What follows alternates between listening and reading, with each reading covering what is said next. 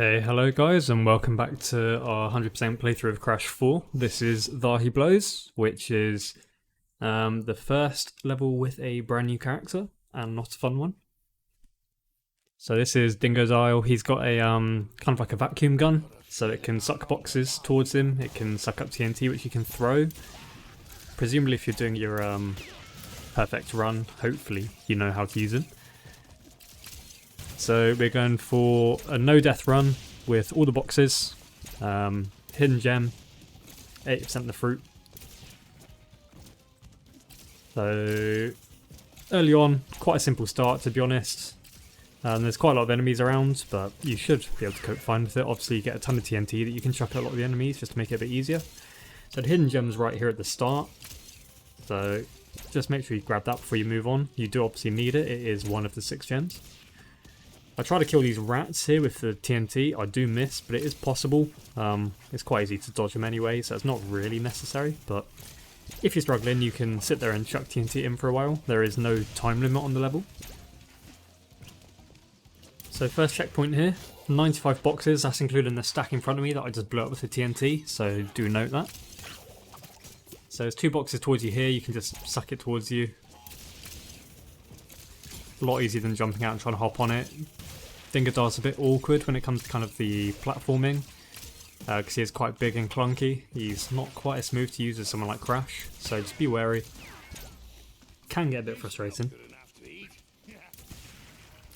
So some of these levels seem quite daunting with Dingo because the amount of boxes, but honestly you destroy them so quickly and they're in massive stacks. So at this point in time, as it's a flashback level, we've now switched to Crash. So this should be familiar to you. This is, I think, literally the last level we did before this one, Booty Calls. So this is just the second half of this Crash level. Most of it's the same. Unfortunately, the bonus level is different. You will see in a minute. This bonus level is a nightmare considering how early in the game it is. So I will forewarn you of that. So watch out for these enemies as always. Let them charge towards you and turn around, and then just hit them in the back. I can't quite remember why I went left this time. Normally I go right first, because I think it's... Oh no, it's because there is a slight change in the boxes here. In the normal version I think there's slightly less boxes, you don't have to backtrack as far. So for some reason, I mean you can follow me if you want, I basically got half the boxes so I only have to backtrack a bit and then I switched to the other side. So, bit bizarre. The gameplay is from the other week, I'm only just doing the voiceover, so I can't remember why I did that. But it's all the same, it gets all the boxes, so if you want to copy me the way I did, then feel free. If it works for me, it should work for any of you, to be honest. So obviously watch out for these round platforms, they do fall down after a few seconds, so just don't hang on them for too long.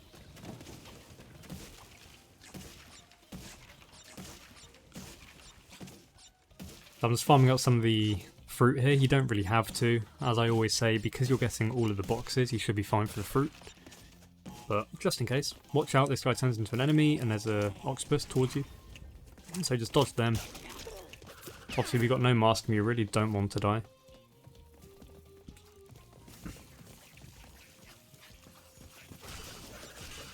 Just watch out for the rats, there are a few of them. It's a bit of a nightmare whenever you've got a platform towards the screen. Also 2 octopus, so it's a bit of a full part of the level, a lot of enemies. So that's all the boxes. I hopped too far back. As I said, I don't know why I approached this the way I did. It's not the way I normally approach this part of the level. So checkpoint here, I do die in this bonus level for something like 10 minutes straight, so I've cut that out. You'll see a little cut here. There we go. Like I said, this is quite a nasty bonus level. I think it's almost completely luck based, to be honest, it really is. I watched a video before I did it, and there's one specific jump that's horrible. So here, I jump in the box, jump up, and as you're falling down, hit the box to set that stack off. Kind of crouch jump over to the second stack, and quickly move over to this platform. Move all the way over to hit the exclamation mark. Now you've got this box that's bouncing, so you need to... There's a few ways to do it. I crouch jump up above. It's a bit awkward, you need to do it near the apex of the bounce of the box, but it is a bit finicky still, so let's keep trying. This bit's easy, obviously backtracking, make sure you get that box above on that first stack. And then you've just got to get back, but this is a nightmare. This long jump, you want to run, slide as late as you can. You'll be like almost off screen as you slide and double jump. You can either jump under that metal box to avoid being crushed if you time it right, or over. But it is a nightmare, to be honest. I personally jump just as it starts bouncing back up. But as you saw, it was pretty lucky. I still kind of got snagged by it but didn't die. It's a bit luck of the draw. Remember, you can die in bonus levels and it won't count as a death. So you can die as many times as you have to. We didn't have a mask anyway, so you don't really lose anything. Make sure you get the exclamation mark box there as well. Yeah, you don't lose anything from it at all, so take as many attempts as you need, but it is frustrating, I do know that.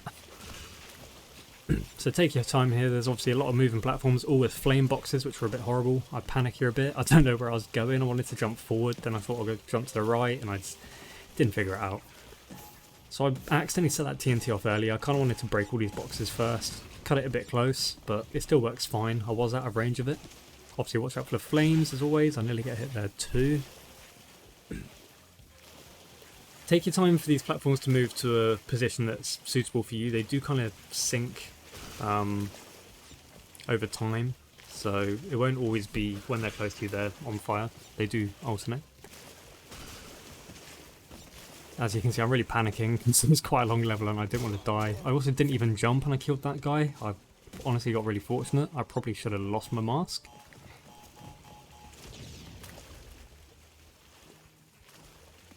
So we're almost done, so we want to move back along and forward.